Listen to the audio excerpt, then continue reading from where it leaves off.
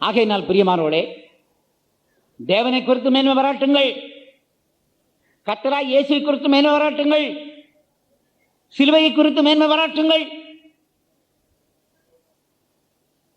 இனிமேல் இப்பொழுது ரோமர் 5ஆம் அதிகாரத்திலே இன்னும் சில மேன்மை பாராட்டுதலை பற்றி அவர் பேசுகிறார். என்ன? 5ஆம் அதிகாரம் 4ஆம் வசனம். உபத்திரவங்களிலும் மேன்மை பாராட்டுகிறோம். உபத்திரவத்தை நினைச்சு மேன்மை பாராட்டு. உபத்திரவத்தை பற்றி எப்படி மேன்மை பாராட்டுறது? இந்த உபத்திரவம் எனக்கு வந்ததினால் எனக்கு கிருபை கிடைக்கும், மகிமை கிடைக்கும், கிருபை கிடைக்கும், மகிமை கிடைக்கும் என்று சொல்லி நாம் என்ன செய்ய வேணும்? அந்த உபத்திரவத்தை குறித்து மேன்மை பாராட்ட வேண்டும். உபத்திரவத்துக்கு விரோதமாக பேசக்கூடாது. உபத்திரம் வரும்பொழுது துக்கப்படக்கூடாது. உபத்திரவத்தை குறித்து மேன்மை பாராட்ட வேண்டும். எனக்கு இந்த பாடுகள் வருகிறபடியினால் எனக்கு இந்த உலகத்தில் கிருபையும் வரும் உலகத்தில் மகிமையும் கிடைக்கப் போகிறது என்று சொல்லி உபத்திரவத்தை குறித்து நாம் மேன்மை பாராட்ட வேண்டும். உபத்திரவத்தை புகழணும். உபத்திரவமே நீ நல்ல ஆள், உபத்திரவமே வா, உபத்திரவமே வணக்கம், உபத்திரவமே என்னை மறந்து விடாதே, உபத்திரவமே நீ என் உடன்பிறப்பு.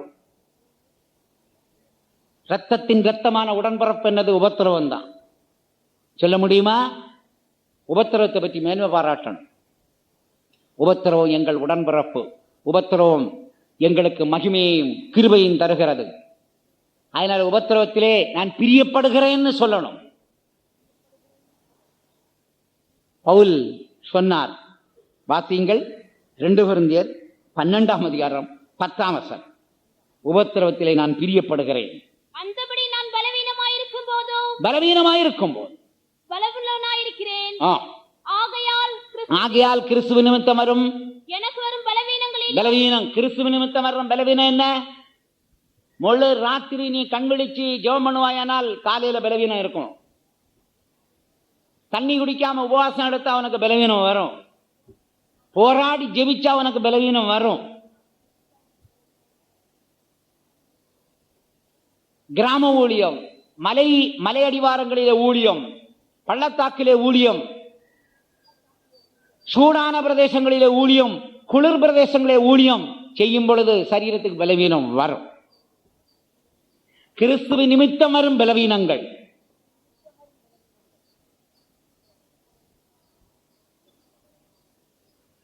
அந்த பலவீனத்தில் பிரியப்படுகிறேன் என்று சொல்லுகிறார்.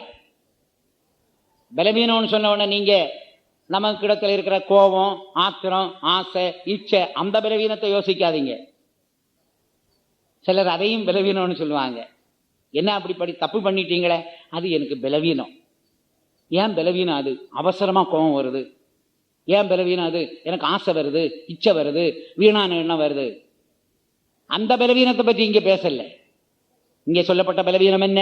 கிறிஸ்துவ நிமித்தம் வரும் பலவீனம்.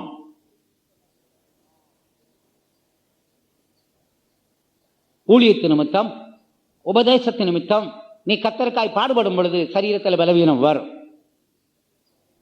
ஐயோ பலவீனப்பட்டு போகிறேனேன்னு சொல்லி ஊழியத்தை விட்டுறக்கூடாது. முழு ராத்திரியும் ஜெபம் பண்ணா நம்முடைய சரீரம் பலவீனப்பட்டு போகுமே. போராடி ஜெபிச்சா பலவீனம் வந்து விடுமே. கண்ணீர் விட்டு ஜெபம் பண்ணா பலவீனம் வந்து விடுமே. உபவாசம் எடுத்தா சரீரம் பலவீனப்பட்டு போகுமே அப்படின்னு நினைக்க கூடாது.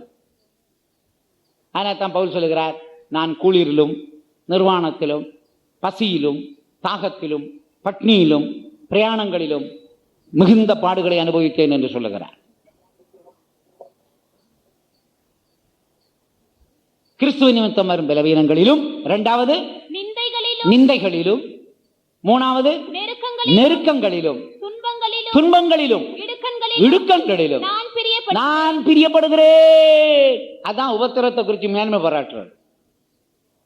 இந்த விஷயம் சிலருக்கு விளங்காதனால முழங்கால் போட்டு ஜெபிக்க சொல்றாங்க. நாங்க தலையில கை வச்சு ஜெபிக்க போன, ஐயா எனக்கு பயங்கர உபத்திரம், பயங்கர சோதனை வரக்கூடாதுன்னு ஜெபம் பண்ணுங்க. எவ்வளவு புத்தீனமான ஒரு விண்ணப்பம். அப்படி உனக்கு உபத்திரமும் சோதனையும் வரக்கூடாதுன்னு நாங்க ஜெபம் பண்ணுவோம். ஆனால் அதுக்கு அர்த்தம் என்னன்னா, ஆண்டவரே இந்த குறிப்பிட்ட ஆளுக்கு கிருபையும் மகிமையும் கொடுக்காதையும்னு அர்த்தம். ஜெபிக்கலாமா? விஷயம் தெரிஞ்சவங்க நாங்க ஜெபிப்போமா? பால்கிட்டையும் கூட ஒரு ஆள் போய் சொன்னாராம், ஐயா எனக்கு சோதனை பயங்கரமா இருக்கு, உபத்திரம் பயங்கரமா இருக்கு, வேதனை பயங்கரமா இருக்கு, அது என்னை நீங்கும்படி ஜெபம் பண்ணுங்க. அந்த பரிசுத்தவான் தலையில கை வச்சு என்ன ஜெபம் பண்ணார் தெரியுமா? ஆண்டவரே இந்த சோதனைகளையும் வேதனைகளையும் தாங்க தேவையான கிருபையை கொடும் என்று ஜெபம் பண்ணாரா. ஆகையினால் பிரியமானவர்களே, உபத்திரவங்களிலே மேன்மை பாராட்ட சொல்லுகிறார்.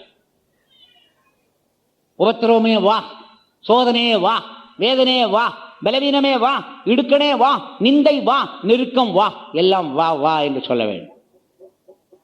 பிரியப்படுகிறேன்னா அர்த்தம் என்ன? இதெல்லாம் வேண்டாம் வேண்டாம்னு சொல்லக்கூடாது, வேணும் வேணும்னு சொல்லணும்.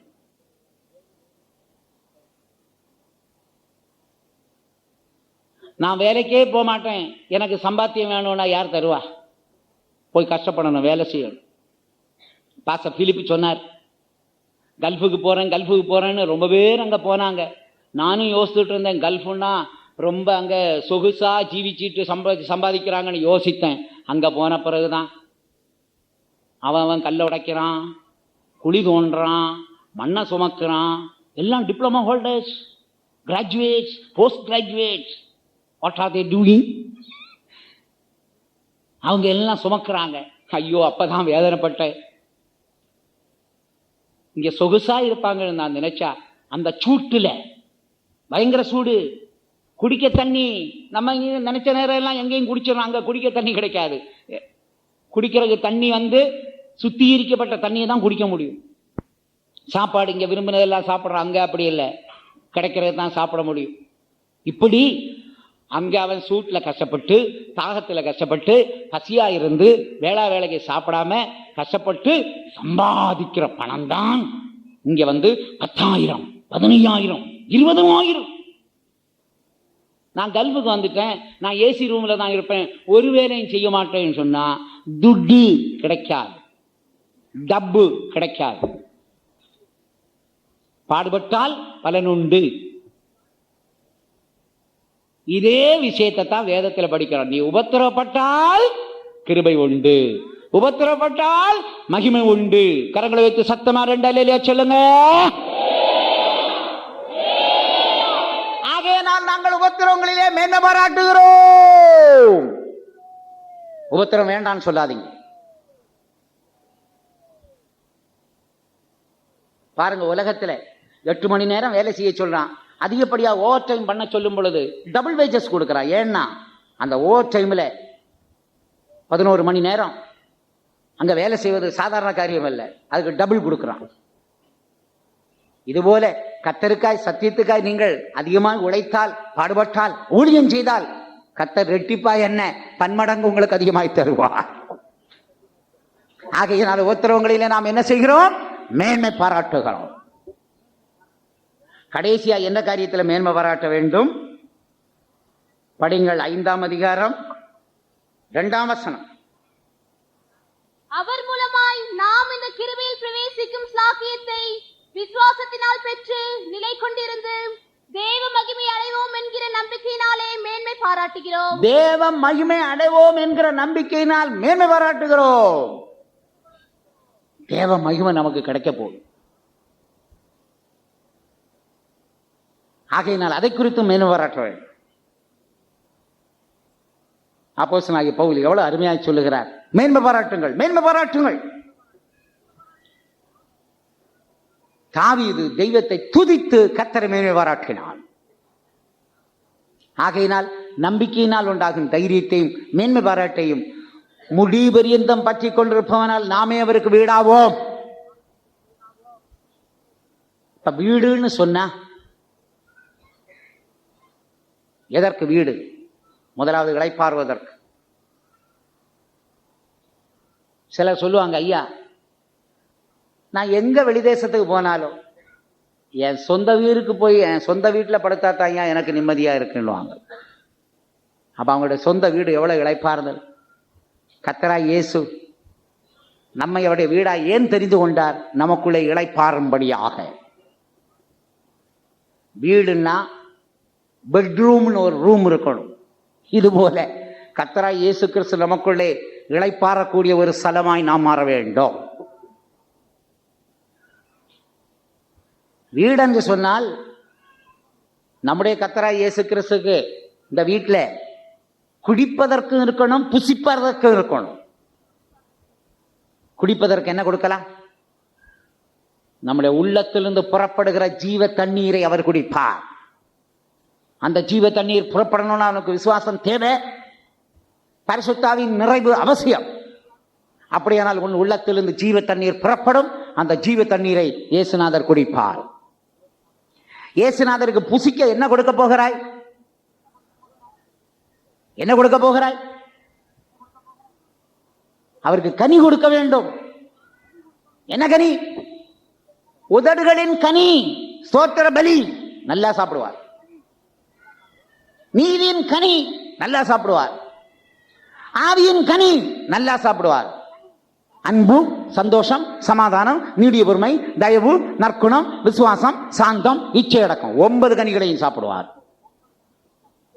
இந்த வீட்டில் நாம் அவருக்கு குடிக்க கொடுக்கணும், சாப்பிடவும் கொடுக்கணும். அந்த இயேசு நமக்குள்ள இளைப்பாற வேண்டும். சிலர் சொல்லுவாங்களே, வீட்டுக்கு வாங்க. எதுக்கு வீட்டுக்கு வாங்க? எதுக்கு? ஐயா சாப்பிட வாங்க, குடிக்க வாங்க, கொஞ்சம் இளைப்பாருங்க. இயேசுநாதர் உங்கள் வீட்டுக்கு வர வேண்டும். நம்முடைய வீட்டுக்குள்ளே இயேசுநாதர் வந்து இளைப்பாற வேண்டும். அவருக்கு சாப்பிட கனிகளை கொடுங்கள், குடிப்பதற்கு ஜீவ தண்ணீரை கொடுங்கள். அது உங்களுடைய உள்ளத்திலிருந்து ஊறுகிற ஜீவ நீர் ஊற்றாயிருக்க வேண்டும்.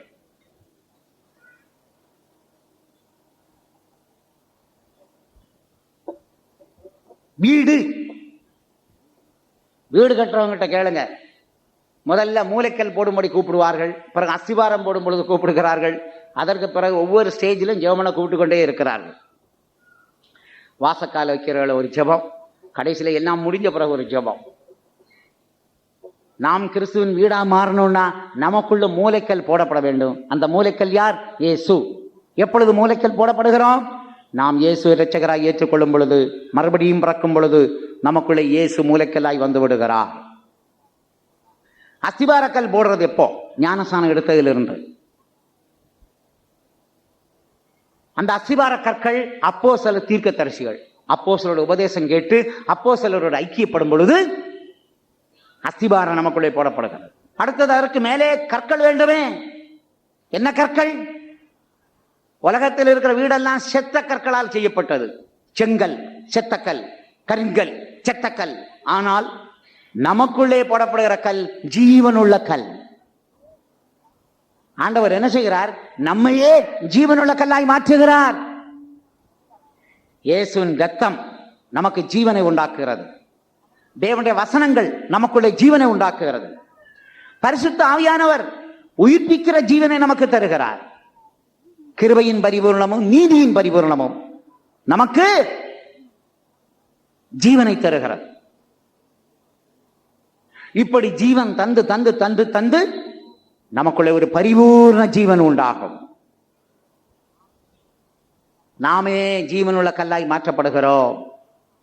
இந்த கட்டட வேலை எப்ப முடியும்? இந்த வீடு வேலை எப்ப முடியும்? நாம் என்றைக்கு பூர்ணப்படுகிறோமோ அப்பொழுது இந்த வீட்டு வேலை முடியும். வீட்டு வேலை முடிந்தால் ஆண்டவர் என்ன செய்வார்? அந்த வீட்டு வேலை யார் யாருக்கெல்லாம் முடிந்ததோ அந்த வீடுகளெல்லாம் கர்த்தர் கொண்டு போய் அந்த நகரத்தில் கொண்டு போய் வைக்கிறார். எந்த நகரம்? புதிய எருசலேம். எந்த நகரம்? புதிய எருசலேம். எத்தனையோ வீடுகள் பூர்ணமடைந்து விட்டது. ஆண்டவர் அந்த வீடுகளை கொண்டு போய் புதிய எருசலேமிலே அந்த நகரத்தில் வைத்து விட்டார். ஆனா உங்க வீடுகளும் எங்க வீடுகளும் இன்னும் பூர்ணப்படவில்லை. சிலர் சொல்லுவாங்களே, ஐயா 75,000 ரூபாய் எனக்கு இருந்தது, அது எப்படியான வேலையும் முடிச்சிட்டேன் ஐயா, இன்னும் 5,000 ரூபாய்க்கு தான் வேலை இருக்கு ஐயா. என்ன வேலை? பெயிண்டிங் வேலை. வேற சொல்லுவார்கள், என்ன வேலை? வெதரிங் கோர்ஸ் போடணும். இன்னும் சின்ன சின்ன வேலை தான் ஐயா பாக்கி இருக்கு. எவ்வளவு ரூபாய் வேணும்? 5,000 ரூபாய் இருந்தா போதும். ஏன் இதை முடிக்கல? எங்க போய் கேட்டாலும் கிடைக்க மாட்டேங்குது. ஆனா 75,000 ரூபாய் எப்படி வந்துச்சுன்னு எனக்கு தெரியாது. இந்த 5,000 ரூபாய் கிடைக்க மாட்டேங்குது. யாரை கேட்டாலும் இல்லை இல்லை இல்லைன்றாங்க. வேலை முடிய மாட்டேங்குது. அந்த வேலை முடியாததுனால வீடு பிரதிஷ்டை வைக்க முடியல, புதுமனை புகுவிழா வைக்க முடியவில்லை. இதுபோல நீங்களும் நாங்களும் அதிகப்படியான வேலையும் முடிஞ்சாச்சு. இன்னும் 5000 ரூபாய்க்கு தான் வேலை இருக்கு.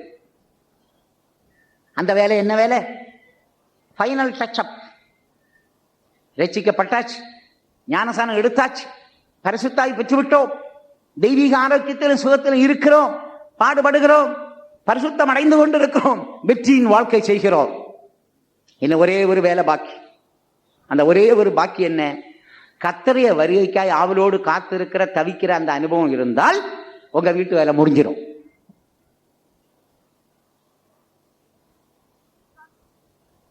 முக்கால் பகுதிக்கு வேலை முடிஞ்சாச்சு, ஆனா இன்னும் கொஞ்சம் பகுதி வேலை தான் இருக்கு. அந்த தவிப்பு, அந்த தாகம், அதுவும் நமக்குள்ளே வந்து விட்டால் வீட்டு வேலை முடிந்துவிடும். ஆண்டவர் அந்த வீடுகளை கொண்டு அப்படியே எருசலேமிலே நிறுவி விடுவார். உங்களுக்கு விசுவாசம் உண்டாகும்படி சொல்லுகிறேன். அமெரிக்கன்ஸ் ஒரு தடவை இஸ்ரேலை பார்த்து சொன்னாங்க, அந்த எருசலேமில் ஆலயம் கட்டக்கூடிய அந்த பேஸ்மெண்ட் மட்டும் நீ எங்களுக்கு கொடுத்து விடு, அதை பிடித்து கொடுத்து விடு, ராத்திரியோடு ராத்திரியா ஆலயத்தை கட்டி முடித்து விடுகிறோம் என்று சொன்னார். ஏனென்றால் ஆலயத்துக்குரிய பொருள்கள் எல்லாம் ஆயத்தமாக இருக்கிறது, எல்லா பொருள்களும் ஆயத்தமாக இருக்கிறது. எங்களுடைய அமெரிக்கன் டெக்னாலஜியை வைத்து ஒரே ராத்திரியில முழு ஆலயத்தையும் கட்டி விடுகிறோம்.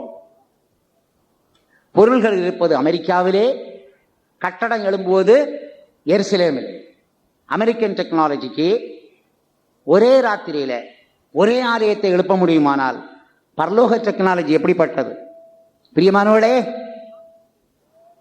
ஆவிக்குரிய வீடுகள் இங்கே உருவாகிவிட்டால் ஒரே ராத்திரியில ஆண்டவர் கொண்டு போய் எரெக்ஷன் பண்ணி விடுவார். புதிய எருசலேமில் ஒரே ராத்திரி போதும், ஒரே நிமிஷம் போதும், ஒரே வினாடி போதும். ஆகையினால் தான் அநேகர் இங்கே கண்ணை மூடி அங்கே போய் திறக்கிறார்கள். அநேக பரிசுத்தவான்கள் இங்கே கண்ணை மூடுகிறார்கள், கண்ணை திறந்து பார்த்தா எங்கே இருக்கிறார்கள்? அவர்கள் பரதீசிலே இருக்கிறார்கள், தேவனுடைய சமூகத்திலே இருக்கிறார்கள். ஆண்டவராகிய இயேசு என்ன செய்கிறார்? இப்பொழுது அந்த இடத்தை ஆயத்தம் பண்ணி கொண்டிருக்கிறார். இடம் என்றால் நகரம். ரோடு போட்டாச்சு, தண்ணி வசதியும் உண்டாக்கியாச்சு, விளக்கு வசதியும் ஆயிப்போச்சு, சாப்பாட்டு வசதியும் உண்டாக்கிட்டார். வீடு மட்டும்தான் ஆயத்தம் ஆகும். அதுவும் சில வீடுகள் எல்லாம் கட்டியாயிட்டு, இன்னும் சில வீடுகள் தான் முடியணும். ஆகையினால் தான் சங்கீதக்காரன் சொல்கிறான், எருசலேமை கர்த்தர் கட்டுகிறார், சீயோனை கட்டி கர்த்தர் மகிமையிலே வெளிப்படுவார். ஆகையினால் அந்த எருசலேமுக்குள்ள எத்தனை வீடுகள் இருக்கணுமோ அத்தனை வீடுகளும் கட்டி முடிச்ச உடனே கர்த்தராகிய இயேசு வெளிப்படுவார்.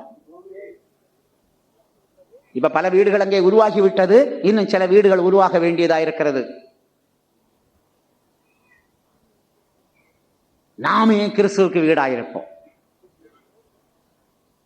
ரோடு போட்டாச்சா எருசலேம்ல? ஆம், கர்த்தராகிய இயேசுதான் வீதி. அங்கே தண்ணீர் இருக்கிறதா? இருக்கு. தேவ சிங்காசனத்திலிருந்து ஜீவ தண்ணீர் உள்ள பளிங்கு கப்பான நதி புறப்பட்டு ஓடுகிறது. அந்த நதியார் இயேசு. சாப்பாட்டு வசதி இருக்கா? இருக்கு. ஜீவ விருட்சம். வெளிச்சம் இருக்கா? இருக்கு. தேவ மகிமை பிரகாசித்தது. விளக்கு இருக்கா? இருக்கு. ஆட்டுக்குட்டியானவரே விளக்கு. lamb is lamp. நல்ல அருமையா இங்கிலீஷ்ல சொல்லி இருக்கு. lamb is lamp. LAMB is LAMP. ஆட்டுக்குட்டியானவரே விளக்கு, விளக்கே ஆட்டுக்குட்டியானவர். இயேசுதான் விளக்கு. பிரியமானவர்களே, வீட்டு வேலை மட்டும் முடியணும். பெரிய பெரிய நகர்ல போர்டு போட்டிருக்கான்ல, என்ன போட்டிருக்கான்? இங்கே இத்தனை வீடுகள் கட்டப்பட்டிருக்கிறது. இதுபோல எருசலேம் நகர்லயும் குறிப்பிட்ட வீடு தான் கட்டப்பட முடியுமே ஒழிய அளவுக்கு மிஞ்சி வீடு கட்ட முடியாது. காரணம், எருசலேமுக்கு அளவு இருக்கு.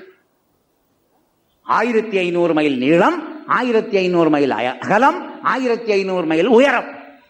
12,000 சாதி, 12,000 ஃபர்லாங்ஸ், 1500 மைல். ஆகையினால் எருசலேமில் குறிப்பிட்ட எண்ணிக்கை உள்ளவர்கள் தான் போக முடியும். சீயோன்லையும் குறிப்பிட்ட எண்ணிக்கை உள்ளவர்கள் தான் போக முடியும்.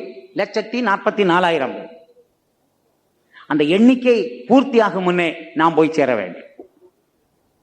ஆகையினால் நாம் கிறிஸ்துவுக்கு வீடாயிருப்போம். இந்த நாட்களிலே ஆண்டவருக்கு வீடாய் மாற நம்பிக்கையினால் உண்டாகும் தைரியத்தை, மேன்மை பாராட்டை முடிவுரையும் பற்றி கொண்டிருப்போம். கொஞ்ச நேரம் எழுப்பி நிற்போமா? எல்லாரும் ஒரு 10 நிமிஷம் எழுப்பி நில்லுங்க. அவசரமா போறவங்க மட்டும் யாருக்கும் தெரியாம போங்க. கொஞ்ச நேரம் கர்த்தரை துதிக்கணும், புகழணும். ஆண்டவருடைய சமூகத்தில் நம்ம முற்றிலுமாய் ஒப்பு கொடுப்போம். முதலாவது நான் சொன்னேனே, தேவனை குறித்து மேன்மை பாராட்டுங்க. அந்த தேவன் எப்படிப்பட்டவர்? நான் சொல்ற வார்த்தையை திரும்ப சொல்லுவீங்களா?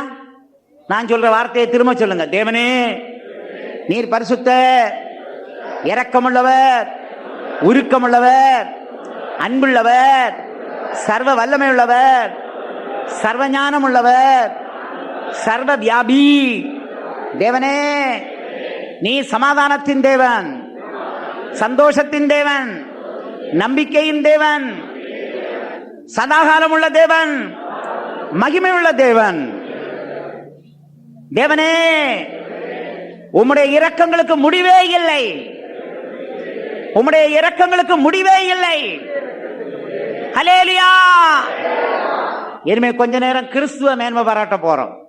சொல்லுங்க, இயேசுவே நீ இரட்சகர், பரிகாரி, அபிஷேகிக்கிறவர், ரட்சிக்கிறவர், விடுவிக்கிறவர், மீட்கிறவர். நீர் எங்கள் மேய்ப்பர், எங்களுடைய நண்பர். நீர் திராட்சை செடி, நீர் எங்கள் மேய்ப்பன், நீர் எங்கள் வாசல், நீர் எங்களுக்கு வழி, சத்தியம், ஜீவன். கிருபை உள்ளவரே, சமாதானம் உள்ளவரே, சாந்தம் உள்ளவரே, இரக்கம் உள்ளவரே, பரிசுத்தம் உள்ளவரே, உம்மை துதிக்கிறோம், உம்மை துதிக்கிறோம், உம்மை புகழுகிறோம், உம்மை மேன்மைப்படுத்துகிறோம்.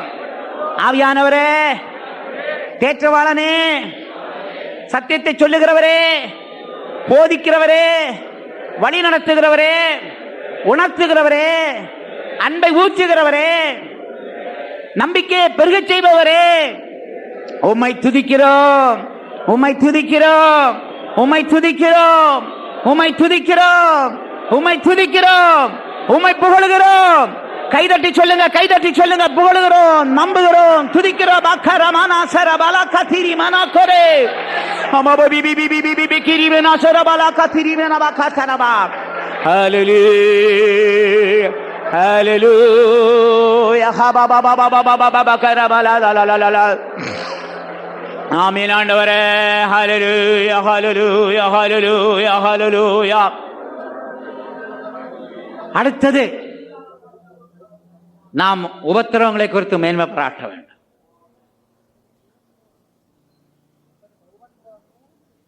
சொல்லுங்க, உபத்திரவமே உன்னால் எனக்கு கிருபையும் மகிமையும் கிடைக்கிறது.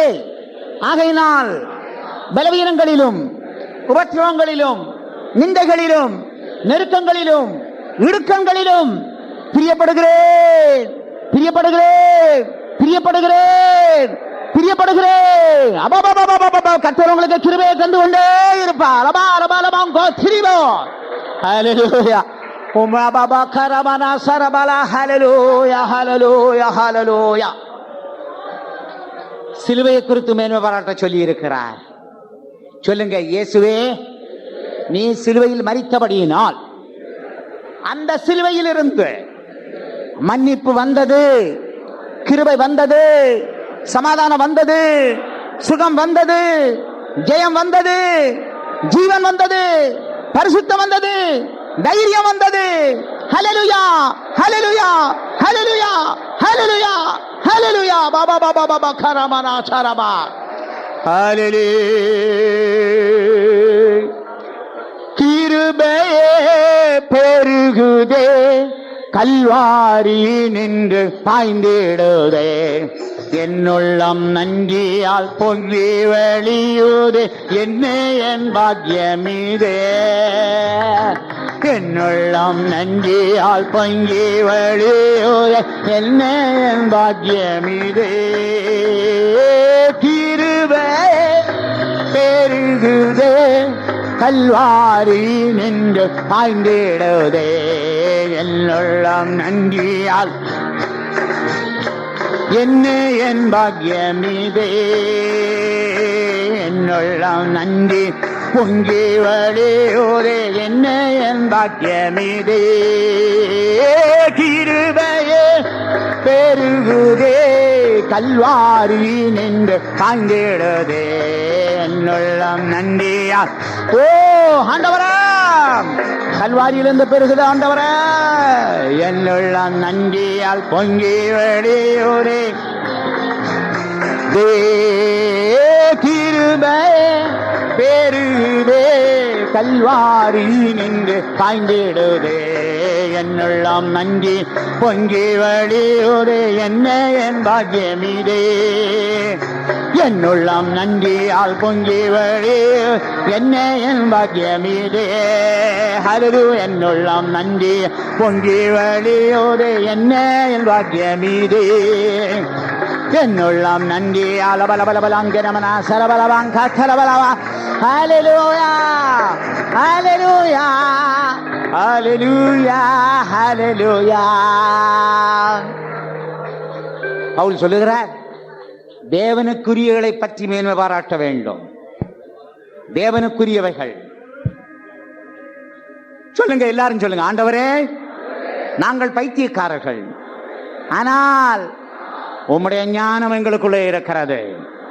நாங்கள் பலவீனர், உம்முடைய பலம் எங்களுக்குள்ளே இருக்கிறது. நாங்கள் கனவீனர், உம்முடைய கனம் எங்களுக்குள்ளே இருக்கிறது. ஆண்டவரே, நாங்கள் அற்பமானவர்கள், நீர் எங்களை தெரிந்து கொண்டீர். நாங்கள் இழிவானவர்கள், நீர் எங்களை மேன்மைப்படுத்தி இருக்கிறீர். ஆண்டவரே, உம்முடைய அன்புக்காய் ஸ்தோத்திரம், கிருபைக்காய் ஸ்தோத்திரம், வல்லமைக்காய் ஸ்தோத்திரம், மகிமைக்காய் ஸ்தோத்திரம், ரட்சிப்புக்காய் ஸ்தோத்திரம், அபிஷேகத்துக்காய் ஸ்தோத்திரம், உம்முடைய கிருபைகளுக்காய், வரங்களுக்காய், தாளந்துகளுக்காய், ஊழியங்களுக்காய் ஸ்தோத்திரிக்கிறோம். ஹல்லேலூயா. எம்பராயெல்லாம் ஈந்தீரே, எம்பரா ஈந்தீரே, நம்பி நோக்குந்தன் தயவாலே சோத்திரம்.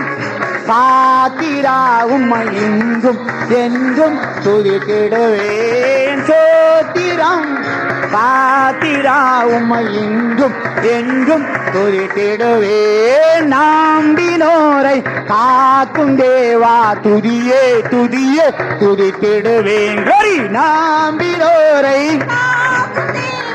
துதியே துதியே துதித்திடுவேன். அம்புவியாவும் படைக்கு அம்பரா உந்தன் வாக்காலே, அம்புவியாவும் படைக்கு அம்பரா உந்தன் வாக்காலே. எம்பரா எல்லாம் ஈந்தீரே, எம்பரா எல்லாம் ஈந்தீரே, நம்பினோர் குந்தன் தயவாலே சோத்திரம். துதி பாத்திரா உம்மை இன்றும் என்றும் துதித்திடுவேன். சோத்திரம் துதி பாத்திரா உம்மை துதித்திடுவேன். சோத்திரம் துதி பாத்திரா உம்மை இன்றும் என்றும் துதித்திடுவேன். சோத்திரம். ஓ நன்றி, நன்றி ஆண்டவரே, நன்றி ஆண்டவரே, நன்றி ஆண்டவரே. அப்பா உமக்கு நன்றி, அப்பா உமக்கு நன்றி ஆண்டவரே, உமக்கு நன்றி ஆண்டவரே. ஹல்லேலூயா ஹல்லேலூயா. அபபபபபபபபபபப. ஹல்லேலூயா. கர்த்தர் நமக்கு எவ்வளவு தந்திருக்கிறார். சொந்த குமாரனை தந்தவர் மற்ற எல்லாவற்றையும் நமக்கு தராமல் இருப்பாரா? இயேசு எனக்கு எல்லாம் தந்தார். தேவன் நமக்கு எல்லாம் தந்திருக்கிறார். சிங்காசனத்தை தருவேன் என்று சொல்லுகிறார், மகிமையை தருவேன் என்று சொல்லுகிறார், கிரீடங்களை தருவேன் என்று சொல்லுகிறார், உன்னை ஆலயத்திலே தூணாக்குவேன் என்று சொல்லுகிறார், மரவான மன்னாவை தருவேன் என்கிறார், ஜீவவிருட்சத்தின் கனியை தருவேன் என்று சொல்லுகிறார். ஆண்டவர் நமக்கு எல்லாம் தந்திருக்கிறார், இன்னும் தருவார். ஹல்லேலூயா, ஹல்லேலூயா, ஹல்லேலூயா.